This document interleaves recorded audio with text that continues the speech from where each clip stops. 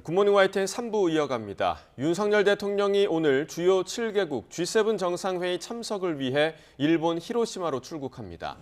윤 대통령은 오늘부터 2박 3일 동안 의장국 일본의 초청에 따라 호주, 인도와 함께 G7 정상회의에 참석합니다. 한일 정상은 G7 정상회의를 계기로 한국인 원폭 희생자 위령비를 함께 찾아 헌화하고 정상회담을 합니다. 윤 대통령 취임 이후 세 번째 한미일 정상회담도 성사될 가능성이 큰데 핵심 의제는 안보가 될 전망입니다. 이 밖에 호주와 베트남, 인도, 인도네시아, 영국과의 양자회담 일정도 잡혀 있습니다. G7 정상회의 개막 하루 전 기시다 일본 총리가 바이든 미국 대통령을 만나 한일 관계를 더욱 진전시키겠다고 말했습니다. 바이든 대통령도 한일 관계 개선을 환영한다고 화답하며 한미일 공조를 강조했습니다. 워싱턴에서 권준기 특파원이 보도합니다. G7 정상회의 개막 전날 미일 정상회담이 먼저 열렸습니다. 조 바이든 미국 대통령과 기시다 후미오 일본 총리는 미일 두 나라 공조 강화를 통한 인도태평양 지역 평화와 안정을 강조했습니다. Our countries stand together. We stand stronger. And I believe the whole world is safer. 日米同盟はインド太平洋地域の平和と安定の礎です。 이 자리에서 기시다 총리는 바이든 대통령에게 한일 관계를 더욱 진전시킬 것이라고 말했고 바이든 대통령은 한일 관계 개선을 환영한다고 답했습니다. 백악관은 미일 정상회담이 끝난 뒤 성명을 내고 바이든 대통령이 한국과의 관계 개선을 위한 기시다 총리의 용기 있는 노력에 찬사를 보냈다고 밝혔습니다. 또 미일 정상이 인도태평양 지역에서 한국과 쿼드, 동남아, 태평양 도서국 등과 협력 강화의 중요성을 강조했다고 전했습니다. 그러면서 북한의 핵미사일 프로그램과 중국의 강압적 행태를 포함한 영내 안보 도전에 긴밀히 대응하기로 약속했습니다. 미일 정상은 타이완 해협의 평화와 안정을 강조하며 힘에 의한 현상 유지에 반대한다는 뜻도 분명히 했습니다. 워싱턴 포스트는 미일 정상이 한국과의 삼국 공조 방안도 협의했다고 보도했습니다. 다만 한국과 미국이 워싱턴 선언으로 확장 억제 강화 방안을 발표한 가운데 비핵 원칙을 분명히 하고 있는 일본의 입장은 다소 복잡할 거라는 이 전문가 말을 전했습니다. 워싱턴에서 YTN 권윤기입니다. 일본에서 열리는 G7 정상회의에 앞서 중국과 중앙아시아 5개국의 첫 대면 정상회의가 개막했습니다. 중국의 G7에 대한 맞불 성격의 회의로 분석되는데 중국은 G7에서 논의할 것으로 보이는 타이완 문제와 관련해 불장난을 하면 타 죽는다는 막말로 경고했습니다. 보도에 김상우 기자입니다. 시진핑 중국 국가주석 부부와 중앙아시아 5개국 정상과 영부인들이 참석한 가운데 과거 수나라와 당나라 왕실 정원터에 조성한 민속 테마파크에서 극진한 환영연회와 갈라 공연이 진행됐습니다. 시 주석은 실크로드의 출발점이었던 시안에서 열린 행사에서 전략적 동반자에서 미래를 공유하는 공동체로 역사적 도약을 했다면서 중국과 중앙아시아의 운명 공동체 건설을 예고했습니다. 이번 회의는 중국이 1990년대 초반 소련 붕괴 뒤에 중앙아시아 국가들과 개별 수교한 이후 30여 년 만에 처음 개최하는 대면 다자 정상회의입니다. 회의에서는 시 주석의 주요 대외 프로젝트인 1대1로 즉 중국과 중앙아시아, 유럽을 연결하는 실크로드 건설 등 경제협력이 논의될 전망입니다. 중국 관영 매체들은 일본서 열리는 G7 정상회의가 중국과 러시아 견제의 방점을 찍는 것과 달리 자국 주최 회의는 제3국을 겨냥하지 않는다면서 서방의 대중국 봉쇄와 타이완 문제와 관련해서 G7과 우리나라를 향해 거칠게 경고했습니다. 停止在台湾问题上挑衅玩火，不要站在14亿多中国人民的对立面，玩火者必自焚。 글로벌 타임스는 한국이 중국 봉쇄에 동참하면 한국은 득보다 실이 훨씬 클 것이라고 경고했습니다. 특히 신화통신은 지난 2월에 이어 미국의 협박 외교와 그 위해라는 제목의 보고서를 통해 한국 전쟁은 미국이 도발 또는 발동한 전쟁이라는 주장까지 반복했습니다. YTN 김상우입니다. 정부가 일본 후쿠시마 원전 오염수 시찰단 파견과 관련한 한일 실무단 협의 결과를 오늘 발표합니다. 국무조정실은 오늘 정부 서울청사에서 브리핑을 열고 우리 시찰단 구성과 파견 날짜, 동선 등 세부 내용에 대한 한일 협의 결과를 발표할 것이라고 밝혔습니다. 양측은 지금까지 시찰단 조사 기간을 나흘로 늘리고 20명 정도 규모로 전문가를 파견하는 것으로 조율을 마쳤습니다. 민주당 전당대회 돈봉투 의혹에 관여했다는 의혹으로 더불어민주당을 탈당한 이성만 의원이 오늘 검찰에 출석합니다. 서울중앙지검 반부패 수사 2부는 오늘 오전 이 의원을 피의자 신분으로 불러 조사합니다. 이번 의혹으로 현역 의원이 검찰에 소환돼 조사를 받는 건 처음으로 이 의원은 출석에 앞서 취재진의 입장을 밝힐 예정입니다. 이 의원은 출석을 하루 앞두고 올린 SNS 글에서 검찰 압수수색과 동시에 녹취록이 보도됐다며 검찰의 정치적 기획이 아니냐고 반발했습니다. 그러면서 수사에 당당히 임해 결백을 입증하겠다고 주장했습니다.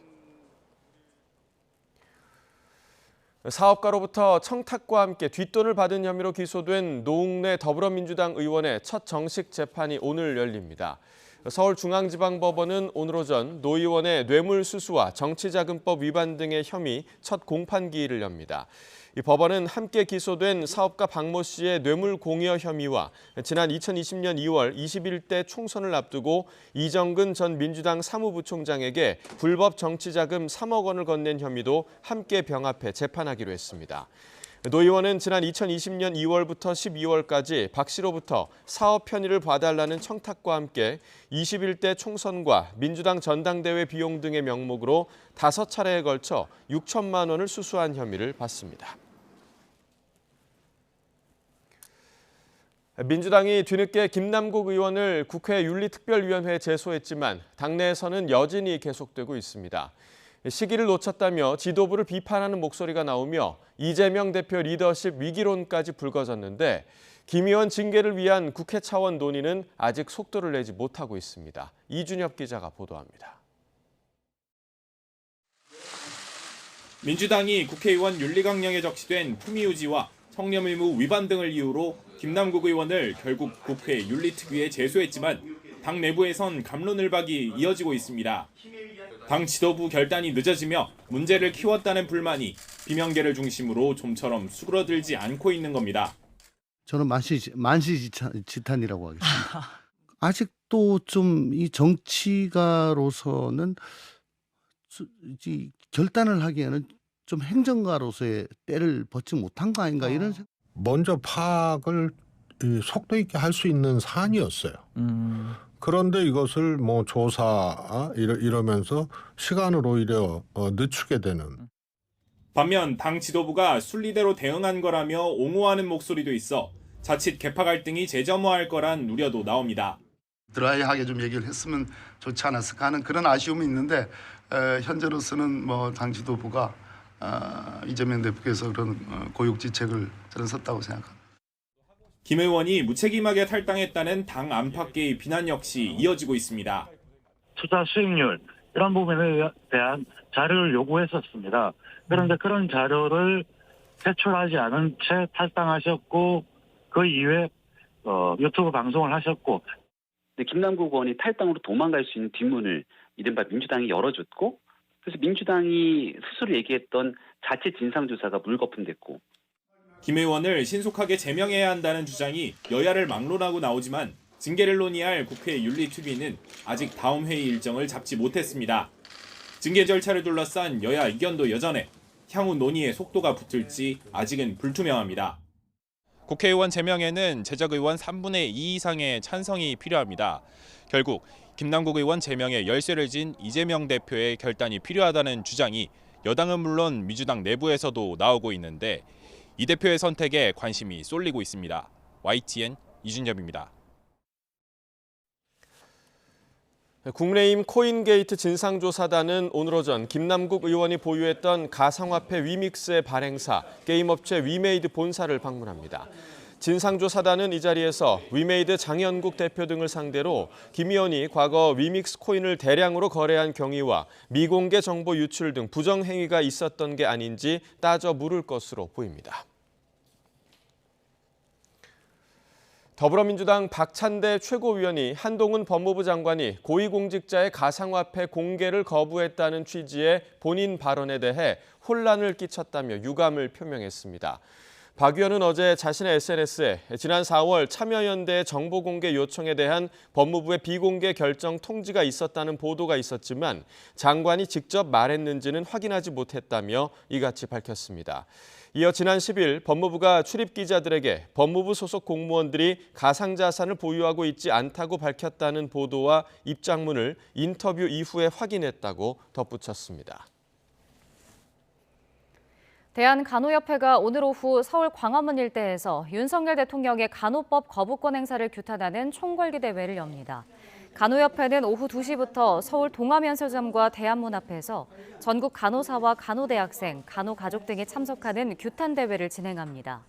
간협은 이 자리에서 대통령의 거부권 행사는 국민과의 약속을 파기한 것이라고 규탄하고 간호법을 악법으로 본 정치인에 대해 총선 기획단 활동을 통해 심판할 것을 결의할 예정입니다.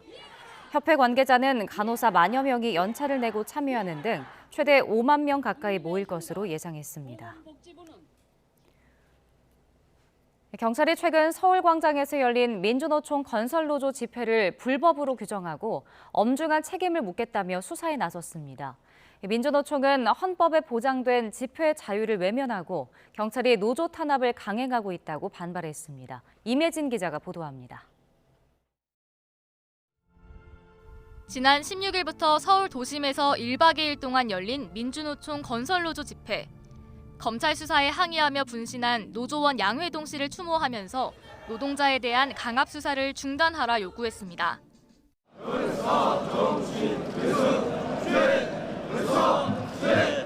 집회가 마무리된 이후 윤희근 경찰청장은 예정에 없던 긴급 기자회견을 자청했습니다. 윤 청장은 이번 건설노조 집회를 시민들의 일상을 심각하게 해친 불법 집회로 규정했습니다. 특히 해산 명령을 거부한 건설노조 위원장 등 5명에 대해 오는 25일까지 소환을 통보하고 수사에 착수했다고 밝혔습니다. 경찰 수사에 적극적으로 임해주기 바라며 출석 불응 시 체포영장을 발부받아 검거에 나서도록 하겠습니다. 경찰은 건설노조의 1박 2일 집회에서 출퇴근길 교통 혼잡과 소음으로 시민들이 불편을 겪었다고 지적했습니다.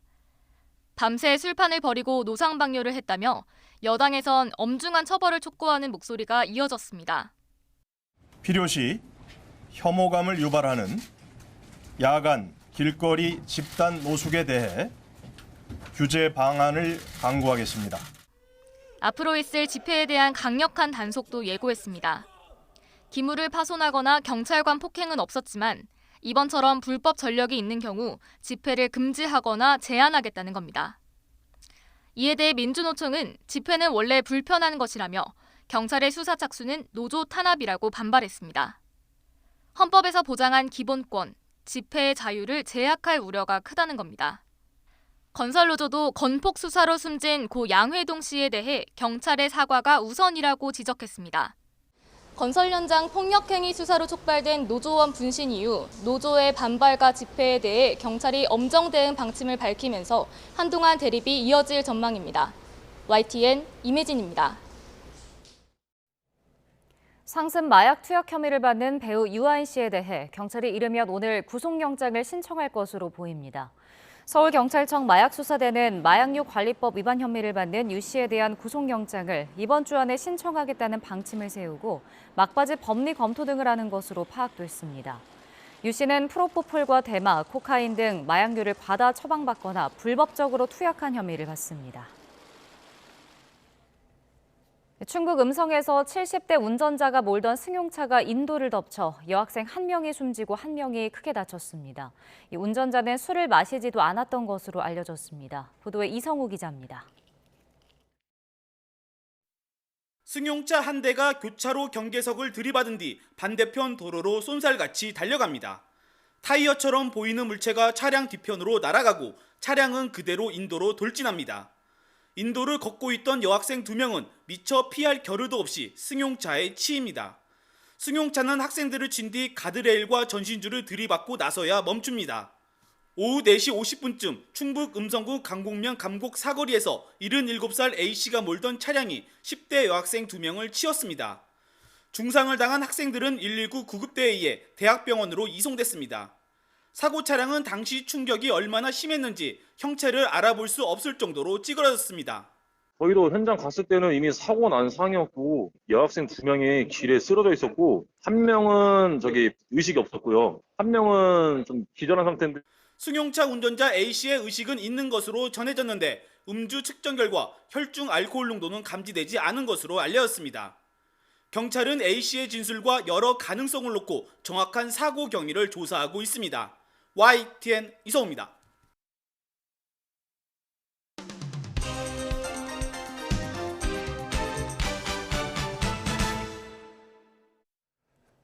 (5월 19일) 금요일입니다. 오늘 아침 신문은 어떤 소식 다뤘는지 짚어보겠습니다. 이현웅 아나운서가 정리해왔습니다. 어서 오십시오. 안녕하십니까. 네. 자, 오늘 첫 번째 기사부터 보겠습니다. 자, 152만 명이 나홀로 죽음의 위험군이다. 정부가 고독사 예방에 좀 개입하기로 했나 봐요. 네, 그렇습니다. 기사 위쪽에 그래프들이 있는데요. 먼저 그중에 오른쪽 실선 그래프를 보면 최근 5년 동안 고독사가 크게 증가하고 있는 모습을 볼 수 있습니다. 이걸 연평균으로 따져보면 8.8%씩 늘어났고요.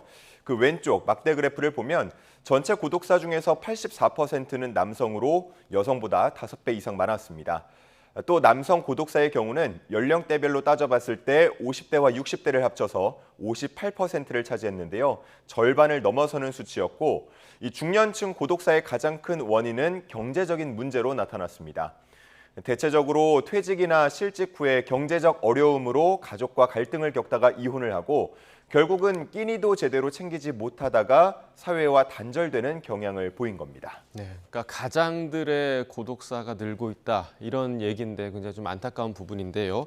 정부가 결국에 이제 2027년까지 고독사를 20% 줄이겠다 이런 목표를 제시했나 봐요. 그렇습니다. 구체적인 방안이 뭐가 있을까요? 네, 우선은 더 적극적으로 발굴하겠다는 계획입니다. 지역 주민이나 아니면 부동산, 식당 등 생활 밀착형 상점을 이른바 게이트키퍼로 양성을 하고 고독사 취약 지역에 대한 발굴을 강화할 계획을 밝혔습니다. 또 AI를 이용해서 주기적으로 안부 전화를 걸거나 전력이나 통신, 수도의 사용량도 점검하게 됩니다. 이렇게 발굴한 고독사 위험군에 대해서는 다양한 교류 프로그램과 또 모임을 지원하면서 지역사회와 관계를 맺도록 할 방침이고요. 그리고 앞서 말씀드렸듯 고독사가 경제적 원인에서 발생한 경우가 많다는 점에서 중장년층 재취업 프로그램도 제공하기로 했습니다. 사실 이 고독사라는 단어 자체가 주는 느낌이 너무 외롭고 쓸쓸하잖아요. 그래서 관련 프로그램들, 좀 효과적인 프로그램들이 잘 마련이 됐으면 좋겠습니다. 자, 다음 조선일보 기사 보겠습니다. 자, 뚫리는 방탄복인 걸 알고도 군에서 100억을 주고 5만 벌 방탄복을 샀다 이거네요. 그러니까 사실 방탄복은 군인들의 생명과 직결되는 문제잖아요. 어떤 내용인가요? 최근에 감사원 감사에서 작년에 우리 군에 납품된 방탄복 5만여 벌 중 다수가 총탄에 관통되는 등 방탄 성능을 충족하지 못하는 걸로 나타났습니다. 이 성능이 떨어지는 방탄복이 납품이 된 건 해당 군납업체가 꼼수 제작을 했기 때문이었는데요. 이 기사에 나온 방탄복 사진을 보면요. 방탄복 시험 방법을 먼저 설명을 드리겠습니다. 지금 나온 것처럼 목 주위 부분 그리고 좌우 옆구리 부분에 총탄을 발사해서 관통이 되는지 또 기준치 이상으로 변형이 되는지 이 부분을 검사하게 되는데요. 그런데 이 업체는 이 사실을 알고 해당 부위에만 고밀도 방탄 소재를 6겹씩 추가로 덧댔습니다. 이번에 감사를 하면서 방탄 소재를 덧대지 않은 몸통 부위를 한번 쏴봤더니 일부 방탄복들은 아예 총탄이 관통되기도 한 것으로 나타났습니다. 방탄복인데 총탄이 관통이 됐다. 이게 굉장히 좀 황당한데 성능 검사를 하는 측에서 좀 보다 꼼꼼하게 봤으면 하는 그런 아쉬움이 좀 남습니다. 그렇습니다. 그런데 그보다 앞서서 국방기술진흥연구소는 이 업체의 설계안을 제출받았습니다. 이미 특정 부위에만 방탄 소재가 덧대어졌다는 것을 알 수 있었는데요. 이런 사실을 성능 시험기관에 알려주지 않은 부분도 문제가 되고 있습니다. 감사원은 현재로서는 국기연과 군납업체 간의 유착 정황까지는 발견하지 못했고요. 담당자의 업무 소홀 측면으로 보고 있습니다. 감사원은 방위사업청에 새로운 방탄복을 납품받고 또 향후에 문제업체의 입찰 참가 자격을 제한하라고 통보한 상황입니다. 자, 과연 이 문제를 담당자의 업무 소홀로 볼 수 있는 사람이 몇이나 될까 좀 고개를 좀 갸웃거리게 되는 그런 결론입니다. 자, 다음 기사 보겠습니다. 자, 이번에 중앙일보 기사인데 지금 아래쪽에는 귀여운 강아지들 모습이 보이는데 지금 내용은 좀 그렇지가 않은 것 같습니다. 네. 이 기사는 국내 최대 규모의 한 반려동물 경매장의 모습을 담고 있었는데요. 88-2, 88-3 등의 이름으로 불리는 반려동물들은 얼마나 예쁜지 또 얼마나 건강한지에 따라서 이른바 몸값이 매겨집니다. 2시간 정도 경매가 진행되는 동안 강아지와 고양이 284마리가 거래됐다는데요. 25초에 한 마리 꼴이었습니다. 이와 같은 전국의 18곳 경매장에서 대량 생산된 개와 고양이의 80%가 유통되고 있었습니다. 네, 이런 경매장까지 운영되고 있다는 건 저도 사실 처음 알았는데 좀 안타까운 마음이 많이 들고 좀 한숨이 나오는 그런 기사인 것 같습니다. 그렇습니다. 이런 경매장을 바라보는 시각 크게 나뉘고 있는데요. 먼저 경매 관계자들은 경험과 통계를 바탕으로 적정한 가격에 거래될 수 있도록 돕고 있고 또 기형이나 질환 등 건강 상태 확인도 우리가 없으면 어려워진다라고 말하고 있습니다. 실제 경매장에서는 농장주로부터 동물을 받을 때 수의사와 전문 인력이 검사를 실시하고 있긴 합니다. 하지만 동물권 단체 측은 이런 경매장이 있기 때문에 공장식 대량 생산 번식장이 무분별하게 생겨나고 있다고 반발하는 분위기인데요. 이 문제는 정치권으로도 옮겨가고 있습니다. 하지만 선거를 앞두고 정치인들은 딜레마에 빠져 있다고 호소하고 있습니다. 네, 이제 강아지들 다 생명이잖아요. 생명을 사고 팔기보다는 생명을 좀 생명답게 대하는 그런 문화가 좀 정착이 됐으면 좋겠습니다. 다음 기사 보겠습니다. 자, 아르헨티나 상황에 대한 기사네요. 벽지 대신 지폐로 도배를 한다. 그러니까 인플레이션 때문에 그 화폐 가치가 정말 휴지 조각이 됐다. 이런 얘기죠. 그렇습니다. 아르헨티나는 지난달 물가 상승률이 무려 108.8%였습니다. 이게 감히 상상이 안 되는 숫자인데요. 이러다 보니까 벽지 대신 지폐로 도배한다는 얘기까지 나오는 거고요. 또 마트에 침입한 강도가 아르헨티나 페소는 쓸데없다면서 가져가지 않은 사건까지 발생했습니다. 인접국인 칠레 사람들은 쇼핑을 하러 아르헨티나로 넘어온다고 하는데요.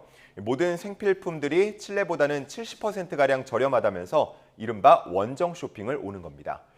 이런 상황에 아르헨티나 중앙은행은 지난 15일 기준금리를 97%로 올리는 초강수를 뒀는데요. 오히려 혼란만 가중될 거라는 우려도 나오고 있습니다. 그러니까 강도가 지금 돈을 거부하는 상황인 거잖아요. 무겁다고. 그러니까 왜 도대체 이런 상황이 발생을 한 건가요? 네, 그 원인을 따져보면 기사에서는 이른바 페로니즘의 정권 패착이라고 보고 있습니다. 후안 페론 전 대통령의 이름을 딴 페로니즘인데요. 정부 주도의 대규모 무상복지를 뜻합니다. 이를 위해서 돈을 찍어내다 보니까 결국은 지금과 같은 상황까지 발생했다고 보는 거고요. 이 상황이 더 심각해지면서 일각에서는 아르헨티나가 10번째 국가부도 디폴트 상황에 직면할 수 있다고 보고 있습니다. 네. 자, 이어서 마지막 기사 보겠습니다. 오늘 5번째 기사입니다. 자, 얼마 전에 캄보디아 프놈펜에서 열린 경기에서 여자 5000m 결승에서 꼴찌 선수가 좀 주목받았다. 이런 소식을 좀 들었거든요. 어떤 맞습니다. 내용인가요? 사진 속의 선수 캄보디아의 부삼낭입니다. 경기를 앞두고 심각한 빈혈 증상이 있었다고 하는데요. 트레이너는 경주를 포기하자고 제안을 했는데 삼낭 선수는 조국인 캄보디아를 대표해서 나오게 됐다면서 끝까지 최선을 다하겠다고 말하면서 출전했습니다. 하지만 제 컨디션이 아니었기 때문에 초반부터 크게 뒤처졌고요. 결국은 계속 줄곧 꼴찌로 달리게 됐습니다. 심지어는 앞서 10명이 모두 다 결승선을 통과한 그때에 갑자기 거센 빗줄기와 함께 천둥 번개가 내리쳤는데요. 그럼에도 포기하지 않고 끝까지 달려서 결승선을 통과했습니다. 이 경기의 영상이 SNS를 통해서 전 세계로 퍼지면서 현재 화제가 되고 있습니다. 네, 아무래도 또 이제 자국에서 열리는 대회였기 때문에 더 포기할 수 없었던 게 아닌가 생각이 드는데 이후에 또 일약 스타가 좀 됐다고요? 그렇습니다. 이 삼낭 이야기를 들어보면 사람들은 순위와 관계없이 자신을 알아보고 같이 사진을 찍어달라고 한다면서 자신은 이 경기 이후 인생이 180도 바뀌었다고 얘기하고 있습니다. 훈센 캄보디아 총리도 이 소식을 듣고 삼낭에게 축전을 보냈는데요. 결과와 상관없이 인내와 의지의 힘을 보여줬다면서 $10,000의 지원금을 보내겠다는 뜻도 내비쳤습니다. 삼낭은 이제 대학에 진학할 나이가 됐다는데요. IT와 법학을 전공하고 싶다고 밝혔습니다. 기술자가 될지 법조인이 될지 혹은 이렇게 체육인이 계속할지 모르겠지만 이번에 보여준 정신력이라면 앞으로 더 멋진 행보들이 기대됩니다. 네, 1등만 주목받고 기억하는 그런 시대인데 진정한 스포츠 정신을 보여준 삼낭 선수의 미래를 저희도 좀 응원하도록 하겠습니다. 굿모닝 브리핑 이현웅 아나운서와 함께했습니다. 고맙습니다. 감사합니다.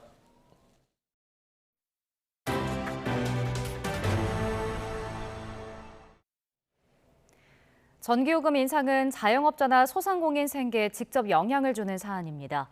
절전을 위해 밀폐형 냉장고를 도입한 편의점도 등장했는데 업계에선 한시적으로 요금을 깎아주는 방안 등을 요구하고 있습니다. 보도에 최기성 기자입니다. 삼각김밥 같은 간편식품을 진열한 냉장고에 문이 달렸습니다. 보통 편의점에선 개방형으로 쓰고 있는데 전기요금이 오르자 한 업체가 자체 대책 마련에 나선 겁니다. 전기료 사용을 감축하기 위해서 밀폐형 냉장고를 설치하게 되었습니다. 한 달간 테스트 운영을 한 결과 작년에 대비해서 60% 정도 전력량을 감축할 수 있는 효과를 얻을 수 있었습니다. 오른 요금에 따른 여름철 폭탄을 피하기 위해 업계는 이처럼 전기를 절약하는 다양한 방안을 고민하고 있습니다. 그러면서 정부가 기존 가정용 고객에게 적용했던 요금 분할 납부 제도를 소상공인에게 확대한 것만으로는 부족하다고 주장합니다. 한국 프랜차이즈 산업협회는 체감되지 않는 미봉책일 뿐이라면서 올해 여름철만이라도 전기요금 50% 감면 같은 한시적 지원책이 필요하다는 입장입니다. 일정 전기 사용량까지는 요금 인상 적용을 1년 동안 유예하는 에너지 취약계층에 소상공인도 넣어달라는 주장도 나옵니다. 소상공인이 지금 어려움이 큰 상황이니까 이 부분에 대해서 취약계층으로 포함을 시켜서 에너지 지원 혜택을 같이 동일하게 받을 수 있게 해달라고 요구를 해왔음에도 불구하고 장기적으로 요금을 올릴 수밖에 없는 만큼 고효율 기기 교체 지원에 초점을 맞춰야 한다는 의견도 있습니다. 소상공인 입장에서는 결국에 이 고효율 기기로 교체를 하고 그 교체 비용의 일부를 그 한정과 정부에서 좀 보전받으면서 그래야 전기요금을 좀 줄일 수 있는 상황이거든요. 한전은 에너지 취약계층 포함 대상을 확대하거나 추가로 요금을 깎아주는 방안은 검토하지 않고 있다고 밝혔습니다. YTN 최기성입니다. 국내 반도체 기업이 녹록지 않은 상황에서도 기술 격차를 과시하고 있습니다. 외국인 투자자 역시 국내 반도체 기업에 큰 관심을 기울이는 모습인데요. 반도체 경기가 바닥을 찍었다는 걸 보여주는 움직임이라는 목소리가 커지고 있습니다. 자, 먼저 삼성전자가 발표한 내용입니다. 12나노미터급 공정으로 16기가비트 DDR5 D램 양산을 시작했다는 소식인데요. 기존 제품보다 생산성은 20%, 또 소비 전력은 23%가 개선됐다고 합니다. 세계에서 가장 앞선 D램 기술을 적용한 겁니다. 자, 이렇게 앞서가는 기술에 호응하는 걸까요? 최근 들어 외국인 투자자들은 삼성전자 주식을 대거 사들이고 있습니다. 올해 들어 외국인의 삼성전자 순매수 규모는 8조 원을 훌쩍 넘습니다. 외국인 매수세는 SK하이닉스 역시 마찬가지인데요. 이에 따라 반도체 경기가 바닥을 찍었다는 기대감도 커지고 있습니다. 올해 하반기부터는 본격적인 반등을 기대해 볼 수 있다는 분석입니다. 이는 국내 경제 전반에도 큰 영향을 미치게 됩니다. 무려 14개월 연속 무역수지 적자가 이어진 데에는 반도체 수출 부진이 가장 큰 영향을 미쳤기 때문입니다. 다만 여전히 변수도 적지 않습니다. 무엇보다 국내 수출에서 적지 않은 부분을 차지하는 중국이 문제인데요. 경제활동 재개, 이른바 리오프닝에도 아직 뚜렷한 회복세를 보이지 못하고 있기 때문입니다. 중국 경제 회복이 늦어질수록 국내 경제의 반등 역시 지연될 수밖에 없다는 우려가 제기됩니다. 현대차와 기아가 지난해 미국에서 잇따른 차량 도난 사건 집단 소송과 관련해 피해자들에 대한 약 2억 달러, 2,700억 원 보상에 합의했습니다. 이번 합의는 도난 피해를 본 소비자에게 보험으로 보상되지 않는 손해 등에 대해 현금으로 보상하기로 한 것이라고 회사 측은 설명했습니다. 지난해 미국 전역에서는 현대차와 기아 차량을 절도 대상으로 삼는 범죄가 소셜미디어를 통해 확산했으며 도난 방지 장치가 없는 차량이 주요 타깃이 됐습니다. 러시아가 점령 중인 우크라이나 크림반도에서 폭발 때문으로 보이는 열차 탈선 사고가 발생했는데 러시아 측은 제3자가 개입했다고 말했습니다. 미국은 유가 상한제로 러시아 원유 판매 수입이 40% 이상 줄었다며 앞으로도 강력히 이행하겠다고 밝혔습니다. 보도에 이종수 기자입니다. 탈선한 열차 한 량이 비스듬히 누워 있습니다. 2014년 러시아가 합병한 우크라이나 크림반도에서 폭발 때문으로 보이는 열차 탈선 사고가 일어났습니다.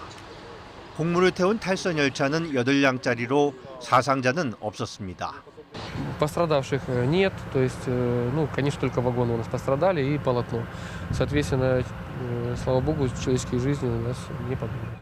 크림의회 의장은 사고 원인을 조사하고 있다며 인가받지 않은 사람의 개입 때문으로 보인다고 말했습니다.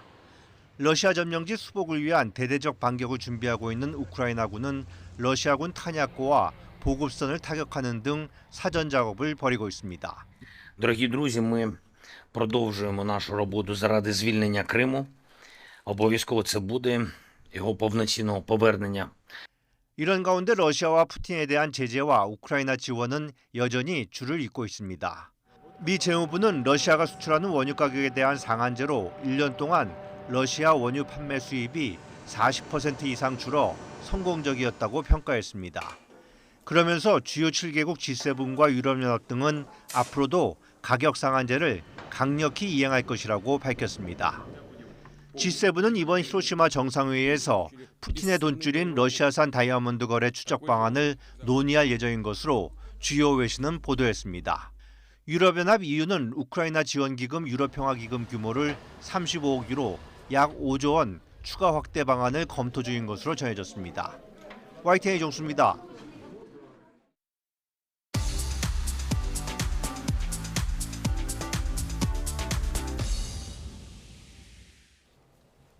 경제 소식을 빠르고 친절하게 전달해드립니다. 오늘 굿모닝 경제는 주원 현대경제연구원 경제연구실장과 함께하겠습니다. 어서 오세요. 안녕하십니까. 자, 최근 때이른 무더위가 기승입니다. 여름도 안 되는데 왜 이렇게 덥냐 하시는 분들 굉장히 좀 많은데 정부가 여름철 전력 수급 대책 회의를 진행했다고 하죠? 네, 그러니까 18일 공기업들, 전력 관련 공기업들하고 그다음에 학계 전문가들이 모여서 이제 여름철에 전력 수요량도 좀 한번 검토를 해보고 그다음에 만약에 문제가 생겼을 때 어떻게 공급을 하느냐 이런 대책도 이제 논의를 했는데 좀 예년에는 좀 이거보다는 좀 뒤에 6월 초나 5월 말쯤에 했었는데 좀 앞당겨서 했던 것 같아요. 이게 아마 며칠 전에 이제 강릉이 35도까지 올라갔죠. 예, 아주 이례적으로 좀 더위가 일찍 찾아올 조짐이 있는데 문제는 이제 기억들 하실지 모르겠지만 2011년 9.15 대정전이 있었죠, 우리가. 그게 이제 블랙아웃인데 사실은 이제 전력 예비율이 우리가 10% 정도 밑으로 떨어지면 상당히 좀 심각한 수준이고 그때는 9월 달인데요. 9월 15일 날 어떻게 보면은 여름은 좀 지났는데 그때 이제 그 발전소들이 좀 점검하는 그래 더위는 더 이상 없고 그래서 발전량이 별로 필요 없어서 점검하는 이제 그런 상황이라 공급이 모자른 상황에서 갑자기 이제 더위가 오는 바람에 그래서 순환 단전을 했었죠. 그때 아마 제 기억으로는 정부에서 추산하기로는 한 10몇 조 그때 가격으로 가정이나 기업들이 이제 피해를 입었었는데 그런 걸 막고자 요번에 이제 강릉도 좀 온도가 갑자기 올라갔고 그런 회의를 좀 했던 걸로 생각이 됩니다. 네. 근데 사실 전기요금이 오른 상태이기 때문에 소상공인이나 자영업자들 부담이 커질 수밖에 없잖아요. 그럼 연쇄적으로 이를 좀 줄이기 위해서 제품 가격도 올리고 그럼 이게 결국 물가에도 영향을 미치는 것 아닐까요? 네, 요번에 전기가스요금 인상 때문에 4인 가구 기준으로 한 7,400원 정도, 전기요금만 3,000원 정도 이제 한 달에 더 부담한다고 하는데 소상공인하고 자영업자는 다른 얘기죠. 왜냐하면 이거는 가정이 아니고 우리가 뭐 소상공인이나 소상공인들 보면은 뭐 편의점이나 그다음에 프랜차이즈 커피숍이나 보면 냉장고를 항상 돌려야 되고 항상 냉방기를 지금도 돌리죠. 예. 그러면 이제 전기요금이 뭐 적게는 수십만 원에서 뭐 좀 규모가 큰 데는 몇백만 원씩 더 나올 수 있단 말이죠. 상당히 좀 우려가 되는 부분이고요. 이게 정부가 이제 저번에 며칠 전에 이제 전기요금하고 도시가스 요금 올리면서 소상공인 자영업자들에서 대책을 내놨는데 이게 감면이 아니고 예를 들어 뭐 전기요금 같은 경우는 최대 50% 6개월 분납이거든요. 그래서 상당히 어떻게 보면은 실효성 있는 대책은 아니고 그렇다고 뭐 그분들의 전기요금을 감면하는 거 이것도 또 사회적 논의가 필요한 거고 지금 4월 달에 우리가 소비자 물가 상승률이 3.7%로 간만에 3%대로 내려왔는데 네. 그때 이제 품목별로 보면은 전기, 수도, 가스가 이제 23.7%로 가장 높이 올랐고 그 다음으로 오른 게 이제 외식 서비스가 7.6%나 됩니다. 상당히 높기 때문에 이번에 이제 전기, 수도, 가스 요금은 결국은 소상공인 자영업자들의 어떻게 보면은 비용 증가로 이어질 거고 그게 감당하지 못하면은 자기네들 이제 파는 가격, 품목의 가격으로 인상이 돼서 이게 이제 외식 서비스가 7.6% 4월 달에 이렇게 높게 기록을 했는데 이런 것들이 계속 높아지면서 물가 안정에 좀 불안한 그런 영향을 미칠 수 있다고 생각이 듭니다. 네. 그러니까 그동안에 정부가 물가를 잡으려고 굉장히 좀 노력을 해왔던 거잖아요. 그러니까 공공요금 인상 같은 변수가 지금 계속해서 좀 나오는 그런 상황인데 지금 다음 주에 한국은행 금융통화위원회가 있단 말이죠. 예. 기준금리를 정하는데 또 변수가 되지 않을까요? 어떻게 보세요? 지금 이제 국책기관에서는 요번 이제 전기수도가스 요금 때문에 소비자 물가 상승을 한 0.1%포인트 높이는 효과가 있다고 발표를 했는데 크진 않죠. 뭐 그 정도면. 근데 그걸 아마 직접적인 효과만 이제 가정을 한 것 같아요. 이게 그런 것들이 전반적으로 만약에 여름철에 어떤 고온 현상 이런 것과 겹치면 더 올라갈 수도 있고 다만 이제 요번에 우리 금통위는 물가는 이미 3%대로 내려왔고 사실 거기서 올라간다 해도 다시 4%대 이상으로 가기는 어렵거든요. 이제 그런 거보다는 이제 경기 침체 우려, 그다음에 최근에 경기 침체 우려는 이제 금리를 더 이상 못 올리게 하는 그런 원인이 되는데 한 가지 최근에 환율이 아직까지 좀 불안합니다. 1,300원대 이상을 좀 보이고 있고 무역 격차도 지속되고 있고 그런 것 때문에 금리를 올릴 수도 있다는 이제 그런 의견도 있는데 전반적인 의견은 이번에는 이제 3번 연속 아마 동결하지 않을까 그렇게 보고 있습니다. 네. 자, 다음 소식도 살펴보겠습니다. G7 정상회의를 앞두고 중국이 중앙아시아 5개 나라와 정상회의를 가졌는데요. 이게 뭐 미국 중심의 공급망 재편에 대한 좀 맞불 성격의 회의라고 보면 되는 걸까요? 근데 중앙아시아는 5개국이 뭐 타지키스탄, 그다음에 뭐 카자흐스탄, 우즈베키스탄 뭐 해서 한 5개국 정도 되는데 사실 이쪽 국가들은 석유 나오는 국가가 한두 국가 정도고 나머지는 그렇게 공급망 쪽과 관련된 국가는 아닌 것 같고 이게 이 나라들이 이제 구소련 연방의 중앙아시아 쪽에 이제 소련에 속했던 국가들이 독립한 그런 국가들이라 그거보다는 이제 이번 G7 회의가 열리고 있는데 거기에서 인권 문제라든가 뭐 어느 나라를 특정하지 않았지만 이제 그런 문제가 제기가 되고 또 중국에 대해서는 직접적으로 아마 이번에 공동성명에 대만 문제가 들어갈 것 같아요. 그러니까 어떤 정치적인 그런 중국이 수세에 몰리는 입장, 이제 그런 거를 중국도 좀 이런 국가들을 모아서 좀 반응을 해보자. 이제 이런 차원이지.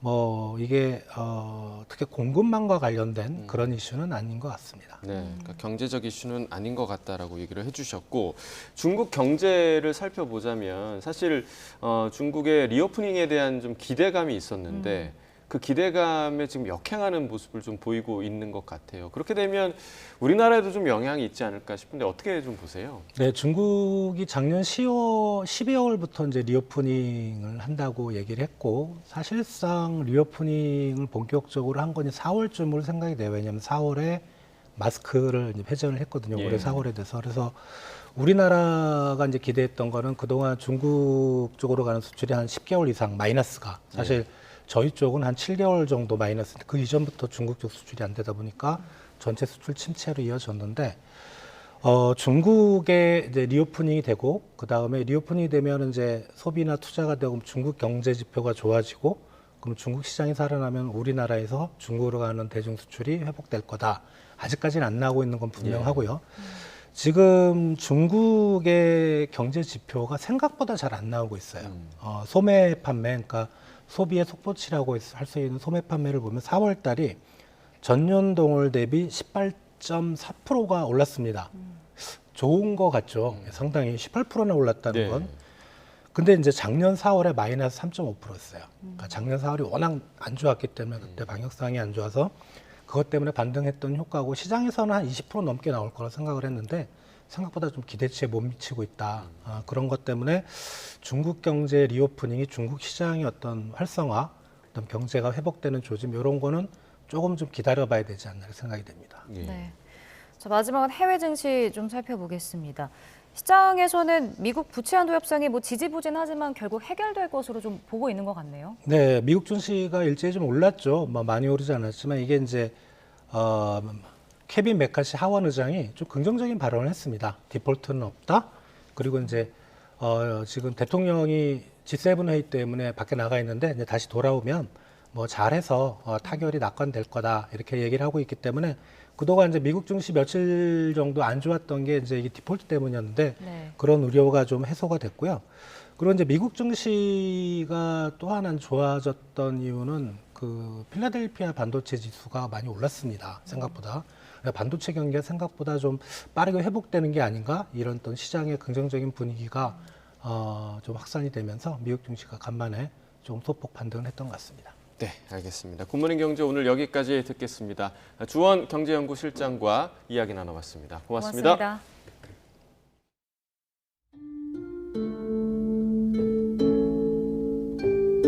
지금 대통령님께서 5월에 어머니들과 함께 민주의 문을 통과해 기념식장으로 향하고 계십니다.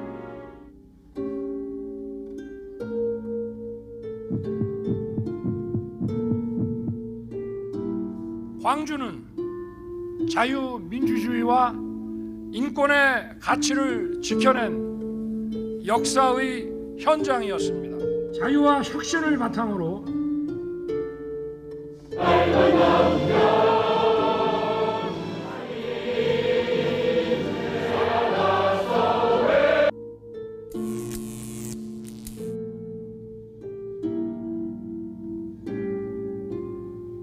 이렇게 문명회까지 찾아주신 거 44년 만에 처음이다. 이렇게 문명회 이렇게.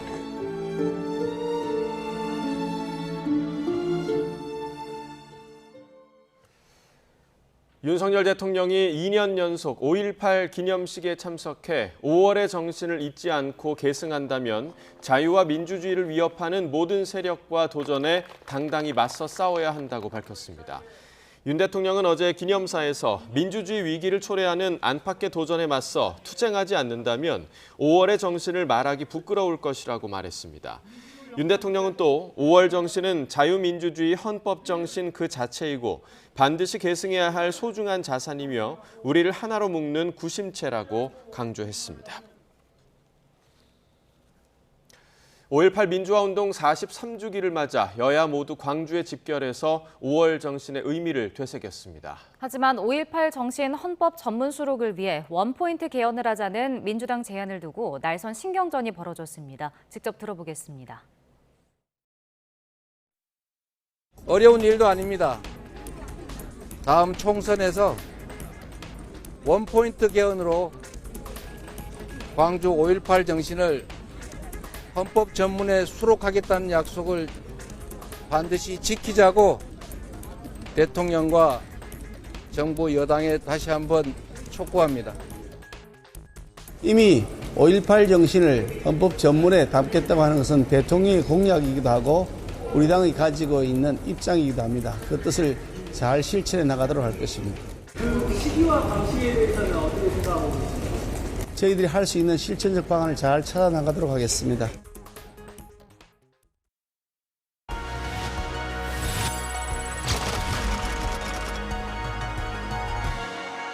Let's go, Gwangju. Nice to meet you. Are you a reporter? Yes, I'm a reporter. 뉴스요, 뉴스. 기자야, 기자.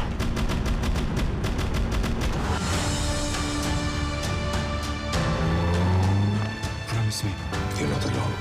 여기 걱정하지 마시고.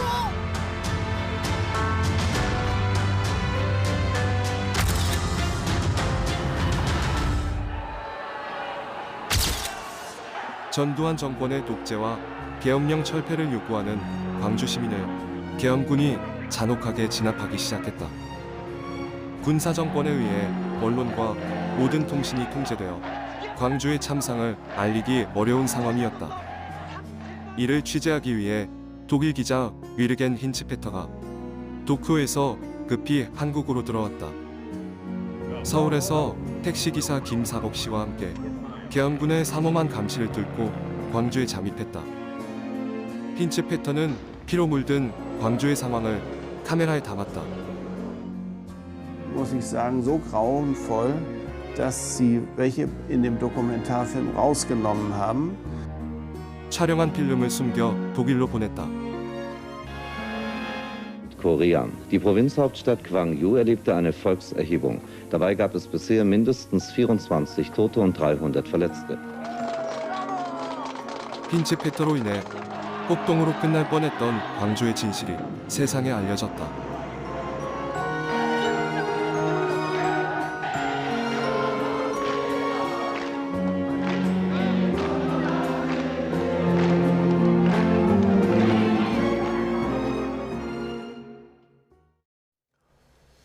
(4.19) 혁명과 동학농민혁명 관련 기록물이 유네스코 세계기록유산에 등재됐습니다. 유네스코는 프랑스 현지 시각 18일 파리에서 열린 집행이사회에서 우리나라가 신청한 이들 기록물의 세계기록유산 등재를 최종 승인했습니다. 4.19 혁명 기록물에는 1960년 3.15 부정선거 반대 시위 등 이승만 대통령의 퇴진을 이끈 학생 주도의 민주화 운동 등의 관련 자료가 담겼습니다. 자발적으로 수수료를 깎아준 공인중개사에게 한국공인중개사협회 지회가 담합 행위를 시도했다는 제보가 들어왔습니다. 할인 광고를 철회하라고 요구한 건데 지회는 해당 중개사가 상도덕을 어겨 지적한 것이라고 해명했습니다. 보도에 김태원 기자입니다. 서울 가락동에서 반년째 공인중개사 사무실을 운영해온 김범준 씨. 고객 사정을 보고 수수료를 깎아주거나 청년이나 저소득층에겐 무료로 중개해주기도 하는데 뜻밖의 항의를 받았습니다. 제가 저 송파구 지회장이에요. 무슨 건 아시죠? 송파구 지회장이 어떤 직책인 줄 아시죠? 한국공인중개사협회 송파구 지회장이라고요, 제가. 한국공인중개사협회 서울 송파구 지회장이 돌연 김 씨에게 전화해선 수수료 할인 광고를 내리라고 한 겁니다. 봉사하고 싶은 마음에 할인해주는 거라고 답하자 차라리 전부 무료로 하라는 핀잔이 돌아왔습니다. 근데 이거는 좀 같이 먹고 살아야지 이렇게 시장에서 이렇게 하시면은 결국은 다 죽어요. 그러면 차라리 무료로 해놓지 그랬어요. 하지만 협회는 개인에게 수수료율 조정을 요구할 권한이 없는 데다 정작 김 씨는 회원도 아니라며 당황스럽다는 반응입니다. 저는 그런 불법적인 행동을 하고 있지도 않은데 단지 자기들 밥그릇 챙기자라는 데 동참해라는 식으로 강요하기 위해서 전화했다는 거는 말이 안 되는 거죠. 지난 2020년부터 수수료를 최대 절반 정도 깎아온 공인중개사 B 씨도 역시 한국공인중개사협회 소속 다른 지회장에게 비슷한 요청을 받았습니다. 거절했더니 허위 매물을 올린다는 거짓 소문과 밤낮 없는 협박 전화에 한동안 시달려야 했다고 B 씨는 말합니다. 네, 욕도 많이 했고요. 소리 지르시는 분도 있고 밤낮 정말 가리지 않고 밤길 조심하라는 그런 되게 무서운 말들도 하신 분들도 계세요. 공인중개사법은 수수료를 상한선 아래에서 고객과 협의해 자율로 정하라고 규정하고 있습니다. 결국 중개사가 수수료를 자발적으로 깎는 건 아무런 문제가 안 되고 이를 철회하라고 요구하는 건 공정거래법에서 금지하는 사업 방해 행위에 해당할 수 있습니다. 그런 광고를 내릴 수 있도록 할 권한도 사실은 없는 거고 어느 정도의 강요하는 발언을 한 것인지에 따라서 업무 방해가 될 수 있겠죠. 송파구 지회장 A씨에게 수수료 할인 중단을 요구한 이유를 묻자 김 씨가 손님을 가로채려고 무리하게 가격을 깎는 것을 지적한 것이라면서도 담합 행위를 하자는 건 아니었다고 반박했습니다. 한국공인중개사협회도 A씨가 주변 중개업자들의 민원을 받고 공생하자고 요청한 것일 뿐 김 씨를 협박한 건 아니라고 설명했습니다. 그러나 서울 송파구청은 A씨가 불공정 거래 행위를 했다고 보고 관련 규정을 준수하라고 지회에 권고했습니다. YTN 김태원입니다. 새벽에 전동 킥보드를 타고 무단 횡단하던 고등학생이 택시와 부딪혀 숨졌습니다. 서울 서초경찰서는 교통사고 처리 특례법상 치사 혐의로 60대 택시 운전자 A씨를 입건했습니다. A씨는 지난 16일 새벽 1시 20분쯤 서울 반포동 사평역 근처 대로에서 택시를 몰다가 전동 킥보드를 타고 무단 횡단하던 여고생 2명을 들이받은 혐의를 받습니다. 이 사고로 전동 킥보드에 함께 타고 있던 여고생들이 병원으로 옮겨졌지만 뒤에 탔던 학생은 치료를 받다가 8시간 만에 숨졌습니다. 그제밤 10시 20분쯤 서울 중계동 백사마을에 있는 2층짜리 단독주택 1층에서 방화로 추정되는 불이 나 40여 분 만에 꺼졌습니다. 이 불로 70대 남성 A씨가 의식이 없는 상태로 발견돼 병원으로 옮겨졌고 세탁기와 냉장고 등이 탔습니다. 경찰은 A씨가 불이 난 모습을 촬영해 아내에게 전송한 점 등을 토대로 A씨가 고의로 불을 지른 것으로 의심하고 정확한 화재 원인을 조사하고 있습니다. 어제 오후 6시 20분쯤 서울 수유동에 있는 우이시장 근처 1층짜리 단독주택에서 불이 났습니다. 당시 집안에 2명이 있었지만 스스로 대피해 다친 사람은 없었습니다. 소방당국은 정확한 화재 원인을 조사할 방침입니다. 프로스포츠 경기가 열리는 현장에 자립을 준비하는 청년들을 지원하는 프로그램이 있어 눈길을 끌고 있다고 합니다. 어떤 내용인지 김상익 기자가 취재했습니다. 남자 프로골프 대회가 열리는 제주의 한 골프장입니다. 호쾌한 샷을 날리는 선수들과 이를 지켜보는 갤러리들 사이에 조용히 경기 진행을 돕는 조연들이 있습니다. 현장 통제와 스코어보드 운영, 미디어 센터 지원 등 대회가 원활하게 치러질 수 있게 하는 숨은 일꾼들입니다. 이들의 공통점은 아동 양육시설이나 공동생활가정 등에서 보호 종료를 앞두고 자립을 준비하는 청년들이라는 점입니다. 여기 오면 다양한 사람들 만나서 좋고요. 금전적으로도 장학금을 받게 되니까. 3년째 진행 중인 이 프로그램은 대회 주최 기업이 출연하고 선수들도 버디를 기록할 때마다 기금을 적립하는 방식인데 4라운드를 근무하는 운영요원에게 약 100만 원의 장학금이 지급됩니다. 앞으로의 일과 적성이 잘 맞는다면은 한번 공부도 열심히 하고 진로도 확실히 정해서 이 길로 나가보고 싶어요. 사회활동을 통해 책임감과 협동심을 기를 수 있게 돕겠다는 취지의 스포츠를 통한 기업의 ESG 경영입니다. 처음 시작한 3년 전에는 27명의 학생들이 지원을 했었고 올해는 43명의 학생이 지원을 했습니다. 앞으로도 이 대회에서는 계속해서 자립 청년들을 돕는 행사를 계속해서 지원할 예정입니다. 스포츠 현장에서 실천하는 작은 배려의 손길이 이제 막 사회에 첫 발을 내딛는 청년들에게 용기라는 큰 자산을 선물하고 있습니다. YTN 김상익입니다. 홍명보 감독이 이끄는 울산이 K리그1 선두를 질주하고 있습니다. 디펜딩 챔피언 울산이 올해에도 승승장구하고 있는 원동력이 뭔지 김동민 기자가 취재했습니다. K리그1 13라운드를 마친 현재 울산의 성적은 11승 1무 1패. 2위 서울과는 승점 11점 차입니다. 지난 2012년 스플릿 리그 방식을 도입한 이래 13라운드를 마친 뒤 1위가 승점 11점 차로 선두가 된 것은 울산이 처음입니다. 공격에서는 원샷 원킬의 결정력이 돋보였습니다. 올 시즌 울산의 슈팅 숫자는 152개로 1위였고 12개 구단의 평균 수치보다 약 20개가 더 많았습니다. 슈팅 가운데 유효 슈팅은 95개였고 이 가운데 26골을 넣었습니다. 유효 슈팅 4개에 1골 이상을 득점했고 슈팅 대비 유효 슈팅 비율도 63%로 전 구단 1위, 12개 구단 평균인 52%보다 크게 높았습니다. 수비는 K리그1 12개 팀 가운데 가장 적은 실점인 11점, 한 경기 평균 1골도 실점하지 않았습니다. 조현우 골키퍼의 선방도 좋지만 기본적으로 포백 수비의 조직력이 안정적이라는 이야기입니다. 이제 1라운드 돌았기 때문에 아주 더 많은 경기가 남았습니다. 시즌이 마지막 끝까지 가봐야 된다는 생각으로 저희는 임하고 있습니다. 2위 서울과 함께 K리그 관중몰이도 이어가고 있는 울산. 이번 주말에는 최하위 팀 수원 삼성 원정을 떠납니다. YTN 김동민입니다.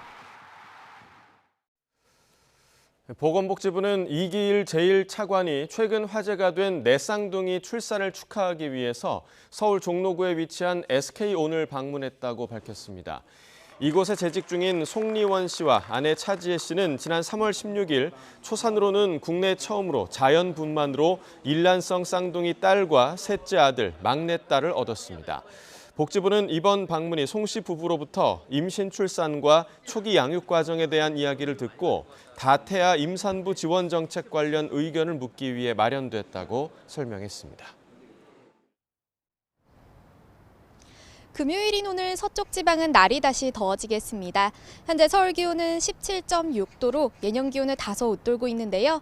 한낮에는 28도까지 올라 때이른 더위가 찾아오겠습니다. 반면 동풍의 영향을 받는 동해안 지방은 속초가 18도 등으로 선선하겠습니다. 심한 기온 변화에 건강관리 잘해주시기 바랍니다. 오늘 내륙은 대체로 맑겠습니다. 다만 제주도와 영남 해안은 오전까지 강풍을 동반한 비가 조금 내리겠고요. 강원 동해안에도 낮까지 5mm 미만의 비가 이어지겠습니다. 현재 기온 살펴보겠습니다. 서울 17.6도, 전주와 대구 17도로 크게 쌀쌀하지 않습니다. 한낮에는 서울 28도, 대전 27도까지 올라 서쪽 지방은 초여름처럼 덥겠고 동풍의 영향을 받는 동해안 지방은 강릉과 포항 20도로 선선하겠습니다. 주말인 내일도 대체로 맑은 가운데 때이른 더위가 이어지겠고요. 절기 소만인 휴일에는 예년 기온을 회복하며 계절이 제자리를 되찾을 전망입니다. 오늘 호남 지방은 아침까지, 강원 산간은 오후까지 안개가 짙게 끼겠습니다. 교통안전에 각별히 유의하시기 바랍니다. 지금까지 YTN 원희다입니다. 네, 이상으로 금요일 굿모닝 YTN 마칩니다. 잠시 후 뉴스라이더가 방송됩니다. 시청해주신 여러분 고맙습니다.